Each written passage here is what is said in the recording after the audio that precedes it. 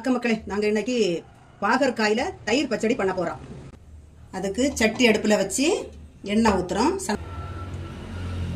கருவேப்பிலை சேர்க்குறோம், இந்த எண்ணெயில் சேர்க்குறோம்.